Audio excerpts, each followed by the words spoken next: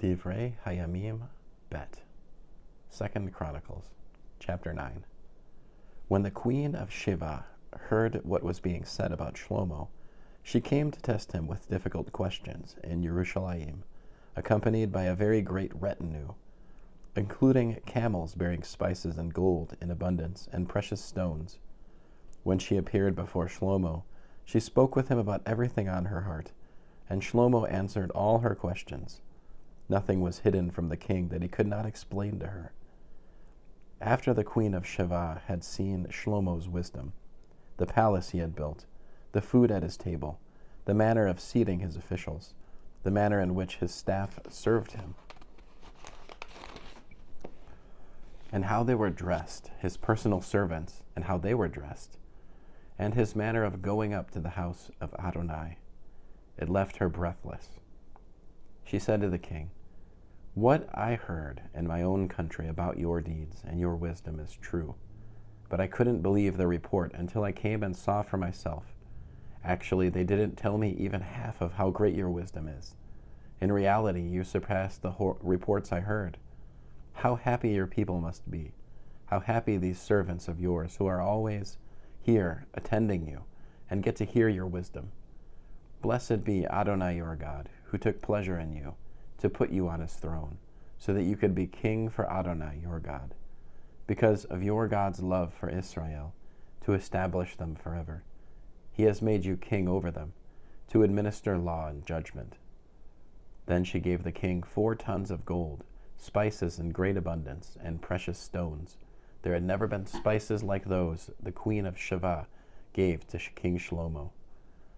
Huram's servants and Shlomo's servants, who had brought the gold from Ophir, now brought sandalwood and precious stones.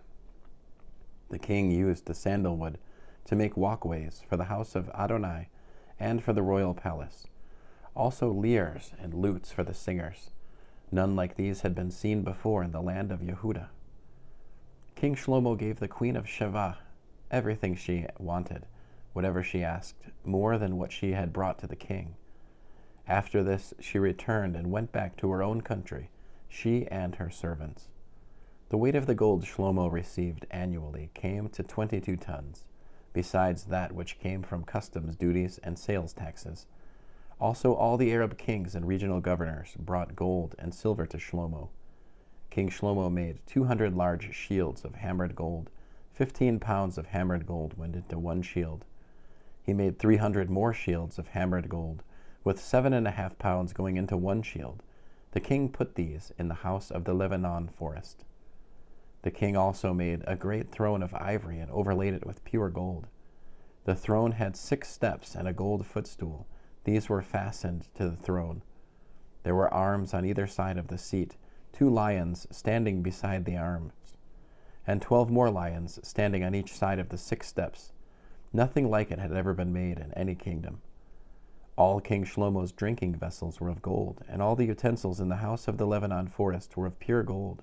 For in Shlomo's time, silver was regarded as having little value. The king had ships that could go to Tarshish with Huram's servants. Once every 3 years, the Tarshish ships came in, bringing gold, silver, ivory, apes, and peacocks. So King Shlomo surpassed all the kings on earth in both wealth and wisdom. All the kings on earth sought to have an audience with Shlomo in order to hear his wisdom, which God had put in his heart. Each one brought his present, articles of silver, articles of gold, clothing, armor, spices, horses, and mules, and this continued year after year. Shlomo also had 4,000 stalls of horses for his chariots, and his 12,000 horsemen. He assigned them to the chariot cities and to the king in Yerushalayim. He ruled over all the kingdoms from the Euphrates River through the land of the Philistine to the border of Egypt. The king made silver in Yerushalayim as common as stones, and he made cedars as abundant as sycamore fig trees are in the Shephelah. They brought horses for Shlomo from Egypt and from all countries. Other activities of Shlomo, from beginning to end, are written in the records of Natan the prophet, in the prophecy of Ahiah of Shiloh, and in the visions of Yiddo the seer, concerning Yarovam the son of Nevat. Shlomo reigned in Jerusalem over all Israel for 40 years.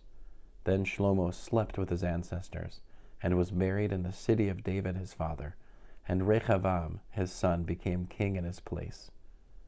End of 2 Chronicles chapter 9.